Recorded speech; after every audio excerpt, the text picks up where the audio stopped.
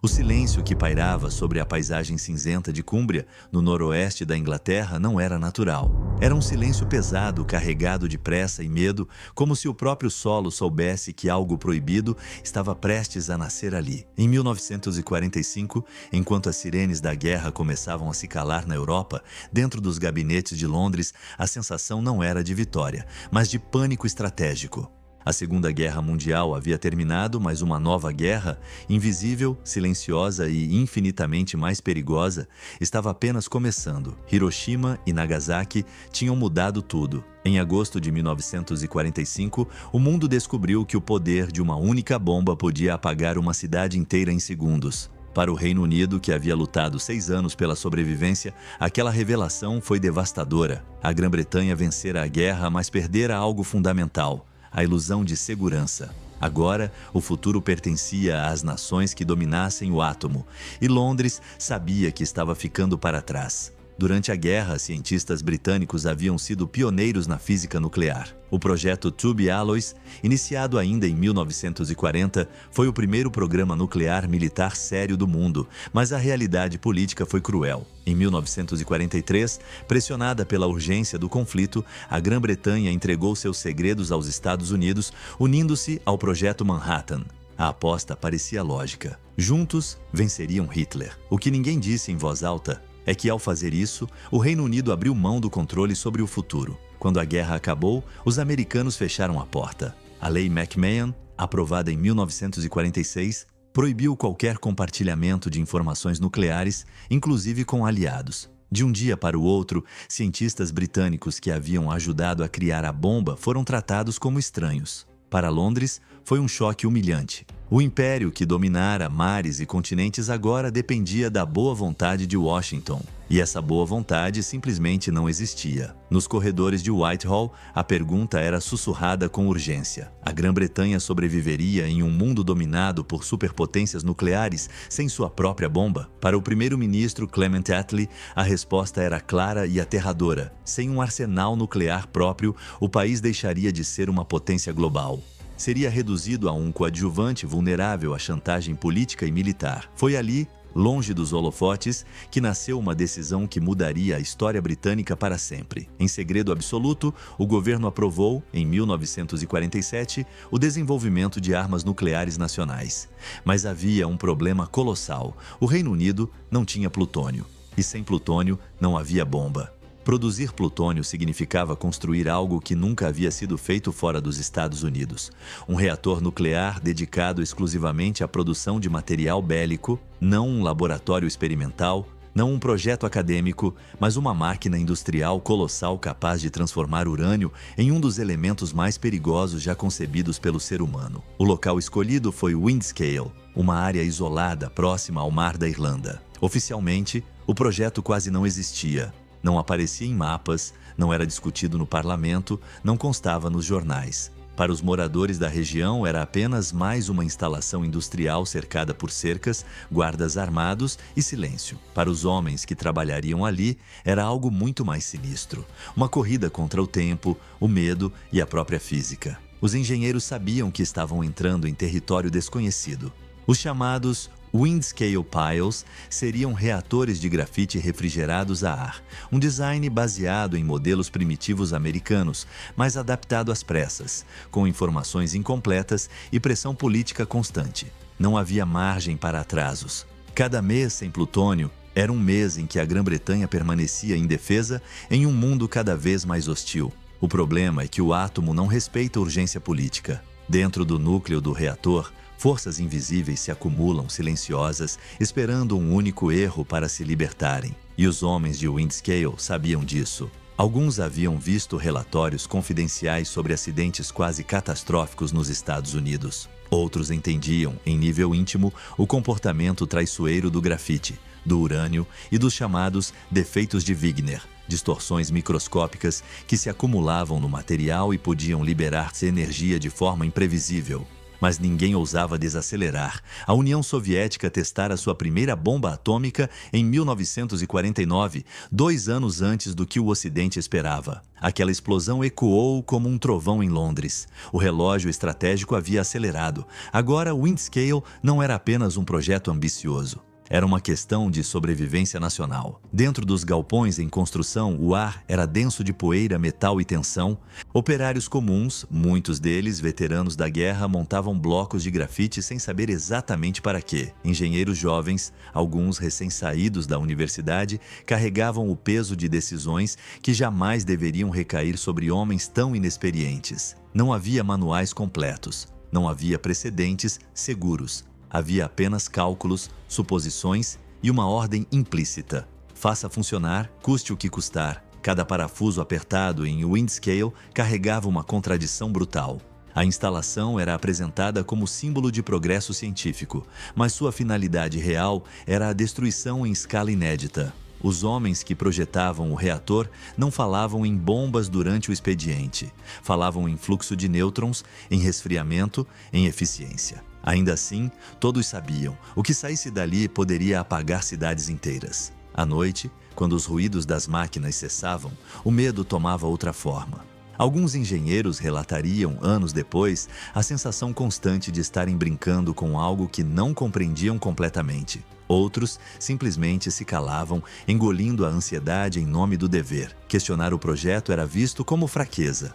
Ou pior, deslealdade. Windscale não nasceu de arrogância científica, mas de medo. Medo de isolamento, medo da irrelevância, medo de acordar em um mundo onde decisões vitais seriam tomadas sem a Grã-Bretanha à mesa. Era uma aposta atômica, feita às pressas, em silêncio, com consequências que ninguém conseguia enxergar por completo. Enquanto os blocos de grafite eram empilhados e os canais de urânio planejados, uma verdade incômoda pairava sobre o projeto. Se algo desse errado, não haveria como esconder. A radiação não respeita cercas, nem segredos de Estado.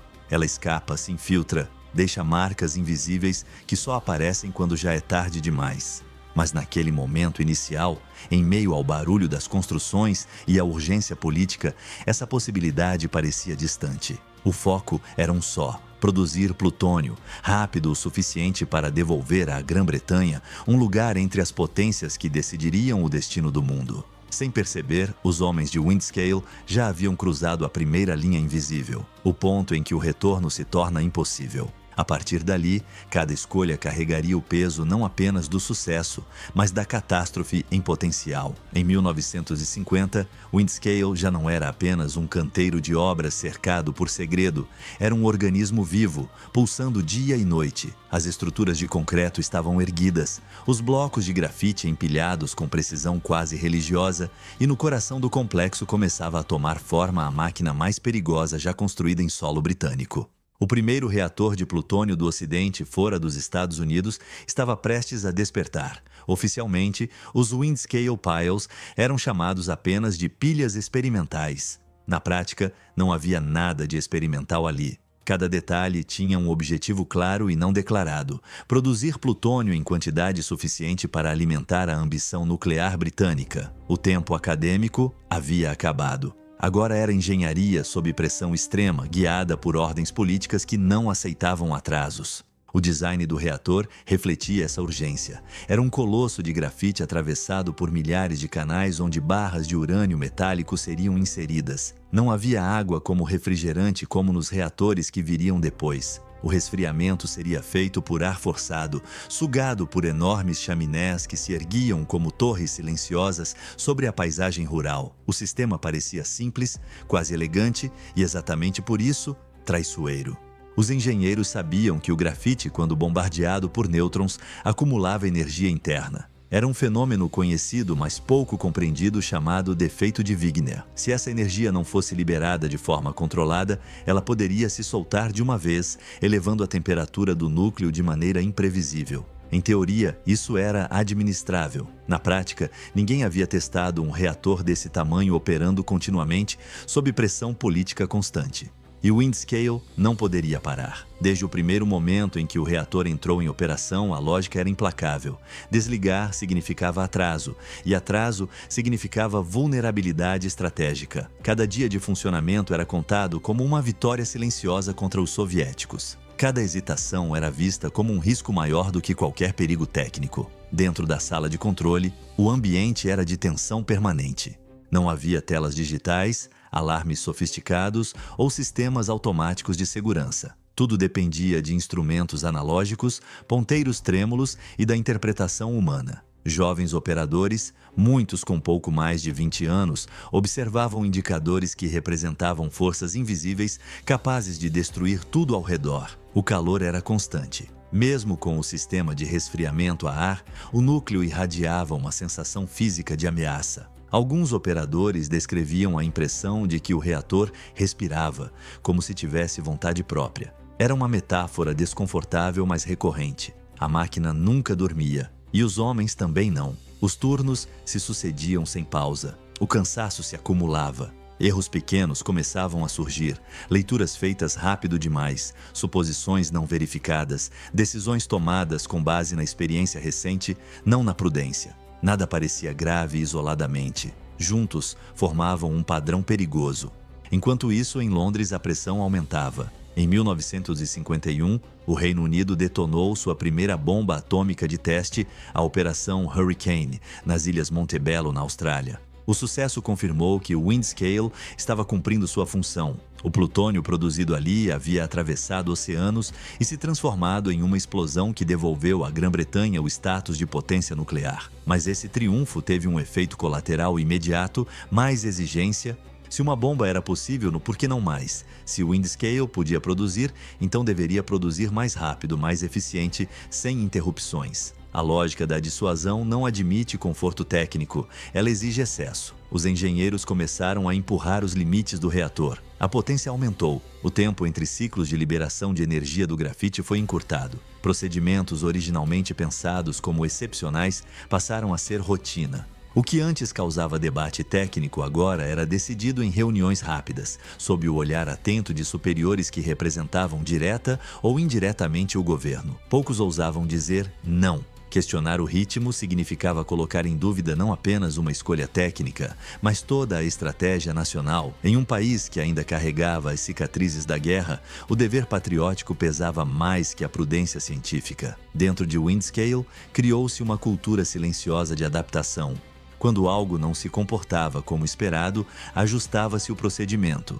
Quando uma leitura parecia estranha, esperava-se a próxima. A máquina sempre acabava obedecendo, até agora. E isso reforçava a ilusão de controle. Mas o grafite guardava a memória. Cada nêutron absorvido deixava uma distorção microscópica. Cada dia de operação acumulava energia latente. Os chamados annulings, processos de aquecimento controlado para liberar essa energia, tornaram-se momentos críticos. Exigiam precisão absoluta. Um erro de cálculo, uma temperatura mal interpretada e o núcleo poderia entrar em território desconhecido. Os relatórios internos começavam a registrar comportamentos incomuns, picos de temperatura que não seguiam padrões conhecidos, diferenças entre sensores, respostas lentas do sistema de resfriamento. Nada que justificasse parar tudo, mas o suficiente para causar inquietação entre os técnicos mais experientes. Essa inquietação raramente chegava ao topo. Entre o operador e o ministro havia camadas de hierarquia, cada uma filtrando más notícias. Não por conspiração, mas por hábito. Em tempos de urgência, problemas são suavizados, riscos são relativizados e a esperança de que vai dar certo substitui a análise fria. O mais perigoso de Windscale não era o reator em si, mas a confiança crescente de que ele podia ser domado. A cada dia sem acidente, reforçava-se a ideia de que os limites ainda estavam longe. A máquina nunca dormia e parecia incansável. Para os homens que trabalhavam ali, o peso psicológico era constante. Muitos sabiam que se algo falhasse, não haveria tempo para evacuação heróica ou decisões dramáticas. A radiação não anuncia sua chegada, ela apenas acontece. Ainda assim, poucos abandonavam seus postos. O salário era bom, o trabalho era secreto e o sentimento de estar protegendo o país justificava o medo. Do lado de fora, a população vivia sua rotina sem imaginar o que acontecia atrás das cercas. Fazendeiros cuidavam de seus campos. Crianças brincavam sob o céu cinzento. O vento que soprava do mar da Irlanda atravessava a instalação e seguia seu caminho, indiferente aos segredos que carregava. Windscale havia se tornado indispensável. Parar já não era uma opção realista. Cada decisão agora era tomada dentro de um corredor estreito, onde acelerar era perigoso, mas desacelerar parecia ainda mais. E, sem perceber, os engenheiros estavam alimentando uma máquina que começava a exigir algo em troca. Algo que não aparecia nos relatórios, nem nos gráficos, nem nas reuniões em Londres. Um preço invisível, acumulado em silêncio, esperando o momento certo para se revelar. A máquina nunca dormia e lentamente começava a escapar do controle de quem acreditava comandá-la. No início de outubro de 1957, algo em Windscale deixou de parecer apenas um desvio estatístico. Pela primeira vez desde que os reatores haviam entrado em operação plena, os números começaram a desafiar a lógica que os engenheiros conheciam. E isso aconteceu de forma lenta, quase insidiosa. Não houve explosão, alarme estridente ou falha repentina. Houve apenas leituras que não se alinhavam, temperaturas que subiam onde deveriam cair e uma sensação crescente de que o núcleo escondia algo que ninguém conseguia enxergar por completo. O Pile 1, o primeiro dos 2 reatores, acumulava anos de operação contínua. O grafite em seu interior estava saturado de energia Wigner, aquela tensão microscópica armazenada átomo por átomo, invisível aos instrumentos convencionais. Para evitar que essa energia fosse liberada de forma abrupta, os operadores realizavam periodicamente um processo delicado, aquecer o núcleo de maneira controlada para permitir que o grafite relaxasse. Era um procedimento conhecido, mas sempre arriscado. Exigia paciência, precisão e, acima de tudo, respeito absoluto aos limites térmicos. Naqueles dias, porém, Windscale não era um lugar onde a paciência prosperava. A pressão por produção continuava intensa. O Reino Unido já possuía bombas nucleares, mas queria mais. E queria melhores. O plutônio precisava fluir. Cada interrupção era vista como um retrocesso estratégico. Assim, quando chegou o momento de realizar mais um aquecimento controlado, a decisão foi tomada rapidamente. O reator seria aquecido, a energia acumulada seria liberada e a produção seguiria. O problema é que o reator já não era o mesmo de anos antes. Pequenas modificações haviam sido feitas ao longo do tempo. Instrumentos haviam sido recalibrados. Procedimentos tinham sido ajustados informalmente. Nada disso parecia perigoso isoladamente. Juntos, criavam um cenário onde a margem de erro era menor do que todos imaginavam. Quando o aquecimento começou, os operadores observaram atentamente os indicadores. A temperatura subiu, como esperado, mas não da forma esperada. Algumas áreas do núcleo pareciam responder mais lentamente. Outras, rápido demais. A leitura média sugeria que o processo não havia sido suficiente para liberar toda a energia Wigner acumulada. Diante disso, uma decisão crítica foi tomada. O aquecimento seria repetido. Essa escolha marcou um ponto silencioso de não retorno. Reaquecer o núcleo significava empurrar o grafite além de uma zona que poucos compreendiam plenamente. Os sensores disponíveis eram limitados e não cobriam todas as regiões internas do reator. Os operadores trabalhavam, em parte, no escuro, confiando em padrões anteriores que talvez já não se aplicassem. Ainda assim, o procedimento seguiu. O calor aumentou novamente. Dessa vez, algo mudou. Em determinadas áreas do núcleo, a temperatura começou a subir de forma descontrolada.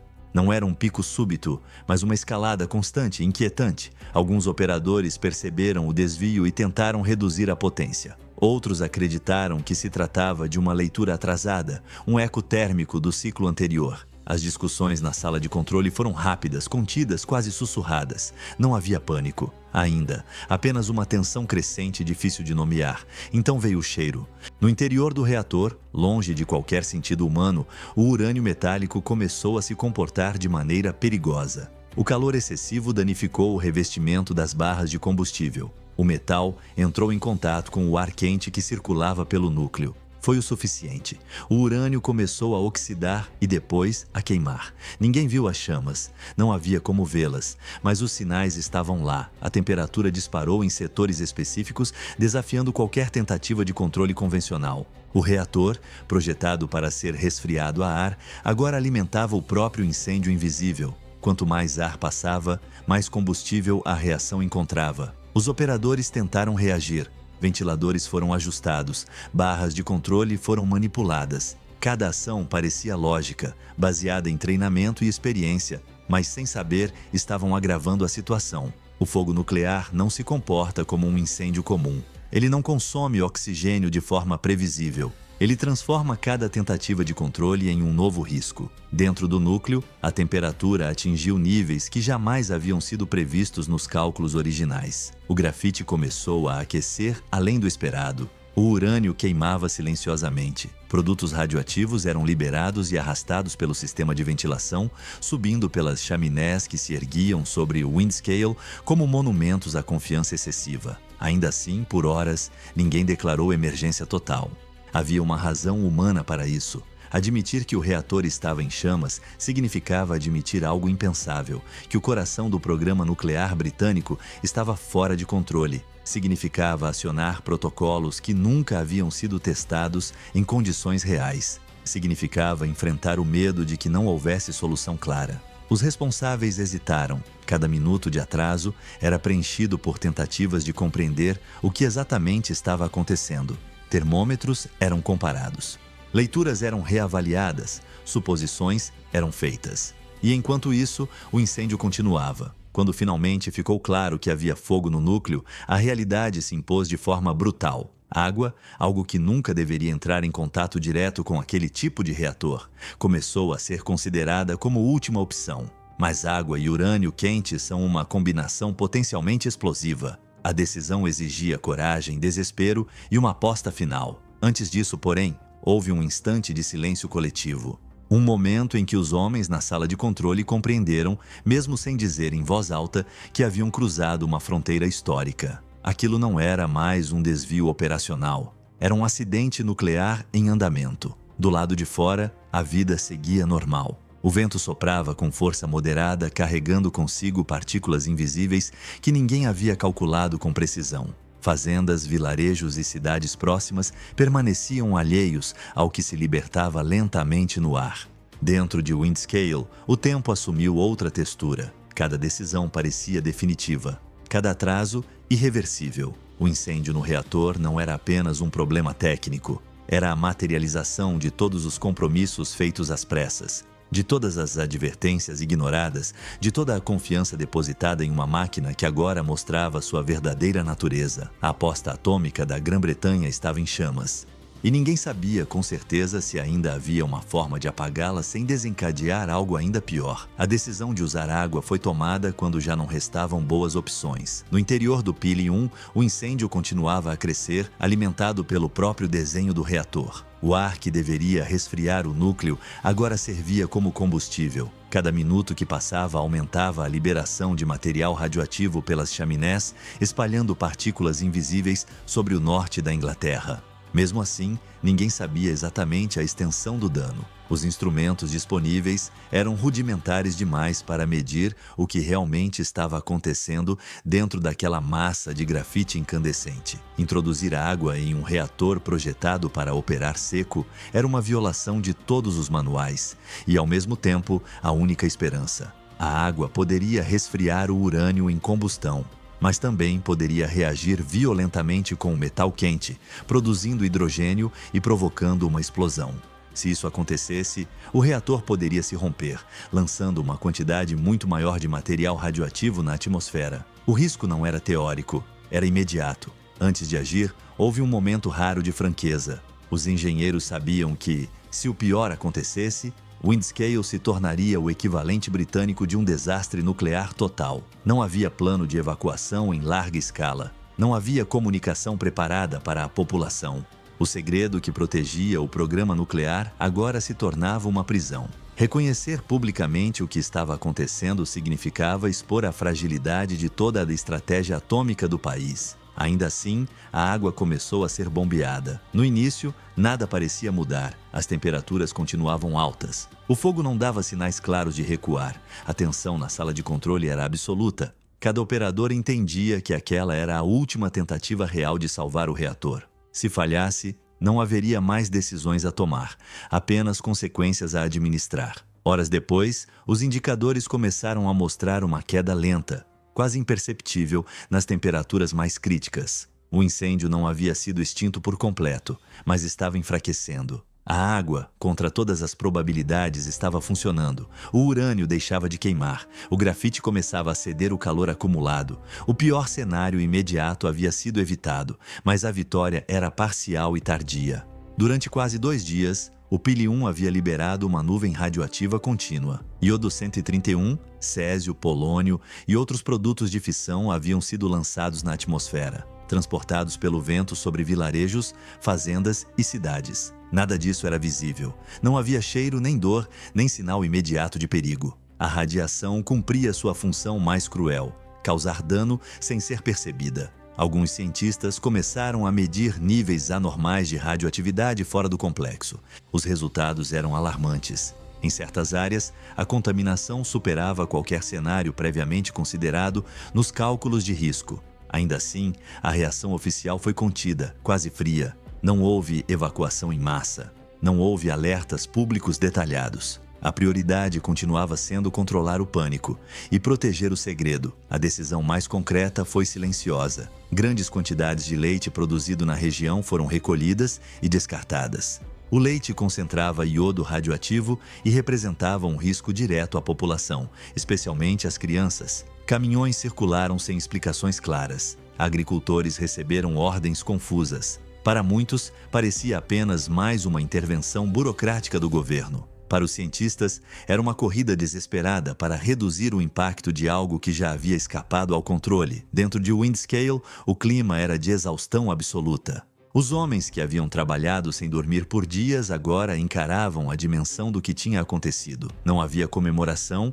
apenas alívio misturado com culpa. O reator fora salvo da destruição total, mas a confiança na infalibilidade do projeto havia sido destruída para sempre. Relatórios internos começaram a circular, cuidadosamente redigidos. Palavras como incêndio e falha grave eram evitadas. Preferia-se falar em evento ou anomalia. Não era apenas uma questão de imagem pública, mas de sobrevivência política. Admitir plenamente o acidente significaria questionar toda a lógica que levara à construção apressada dos reatores. No entanto, dentro dos círculos técnicos, a verdade era clara. Windscale havia exposto os limites perigosos da engenharia nuclear feita sob pressão. O acúmulo de energia Wigner, a falta de sensores adequados, a cultura de improvisação, tudo isso convergira para um único momento crítico. Não foram um erro isolado, foram um sistema inteiro empurrado além de sua capacidade real. Aos poucos, o fogo foi declarado extinto. O Pili-1 jamais voltaria a operar. Tornou-se um monumento silencioso ao preço do progresso acelerado. O Pili-2, o segundo reator, continuou funcionando por algum tempo, mas sob uma sombra permanente de desconfiança. Para o público, a história oficial foi breve e tranquilizadora. Falou-se em um incidente controlado, sem riscos significativos à saúde. Muitos aceitaram essa versão. Outros desconfiaram, mas não tinham acesso às informações completas. O segredo continuava a cumprir seu papel. O que ninguém podia negar, mesmo em silêncio, era que algo havia mudado de forma irreversível. A Grã-Bretanha conquistara sua bomba, mas quase perdera algo ainda mais valioso, a crença de que o átomo podia ser dominado apenas com disciplina e coragem. Windscale não explodiu. Não se tornou uma cratera radioativa, mas deixou uma cicatriz invisível que atravessaria décadas, nos corpos de pessoas que jamais souberam que haviam sido expostas. Na mente de engenheiros que passaram a questionar ordens que antes pareciam incontestáveis. E no próprio Estado britânico, que agora sabia com clareza desconfortável que sua aposta atômica havia cobrado um preço muito maior do que qualquer relatório público estava disposto a admitir.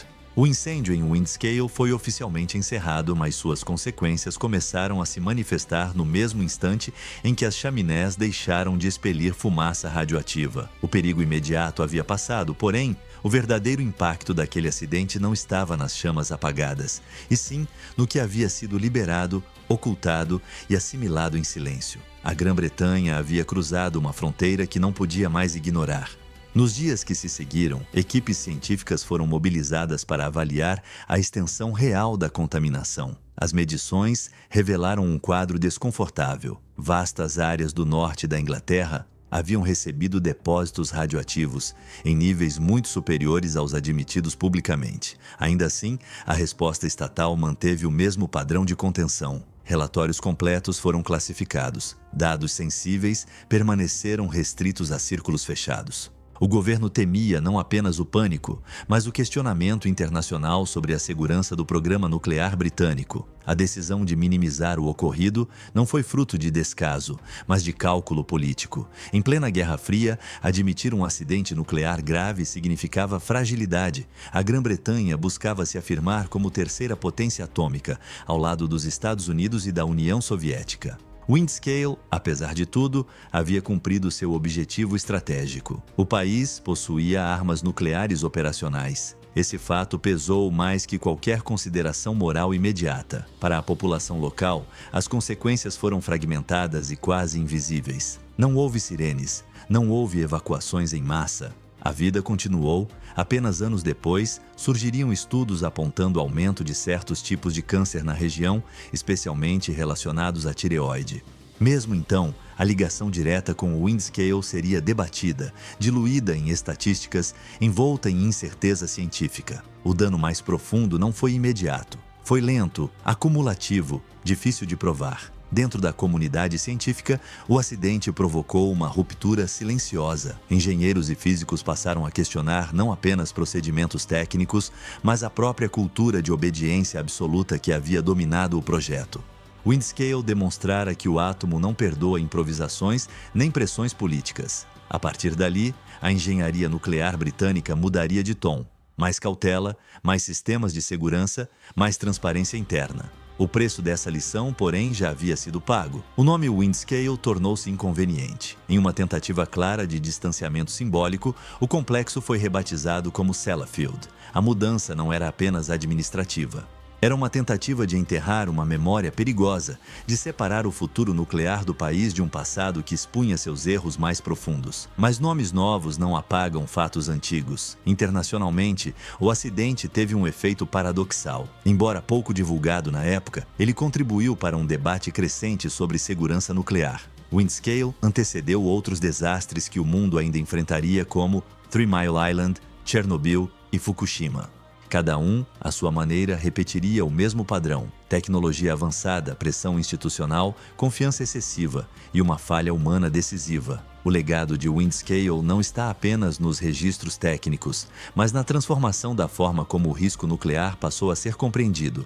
Pela primeira vez no Ocidente, ficou claro que um reator nuclear podia entrar em combustão, que materiais projetados para controle podiam se tornar combustível e que sistemas concebidos como seguros podiam falhar de maneira catastrófica sem aviso dramático. Para os homens que estiveram lá, o acidente nunca terminou de fato. Muitos carregaram o peso psicológico daquilo que quase aconteceu. Outros adoeceram anos depois, sem jamais receber confirmação oficial de que o Windscale havia sido a causa. O silêncio institucional prolongou a dor, criando uma segunda camada de dano. A sensação de que o sacrifício individual fora absorvido por uma estratégia maior, sem reconhecimento público. A aposta atômica da Grã-Bretanha funcionou, mas apenas no sentido mais estreito da palavra. O país garantiu seu lugar na elite nuclear, assegurou sua voz nas negociações globais e consolidou uma dissuasão que moldaria décadas de política internacional. Ao mesmo tempo, revelou o custo humano e ético de alcançar esse objetivo às pressas. Windscale permanece como um lembrete incômodo de que o poder nuclear não nasce apenas de equações e aço, mas de decisões humanas tomadas sob medo, ambição e urgência. A verdadeira explosão daquele outubro de 1957 não foi visível no céu, nem registrada por câmeras.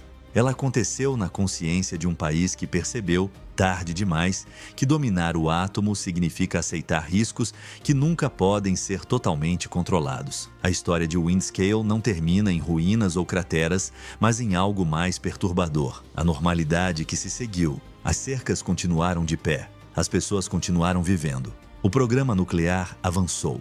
E o mundo seguiu em frente, carregando consigo a lição de que, na corrida pelo poder absoluto, até os vencedores deixam cicatrizes profundas, algumas tão silenciosas quanto a radiação que as criou.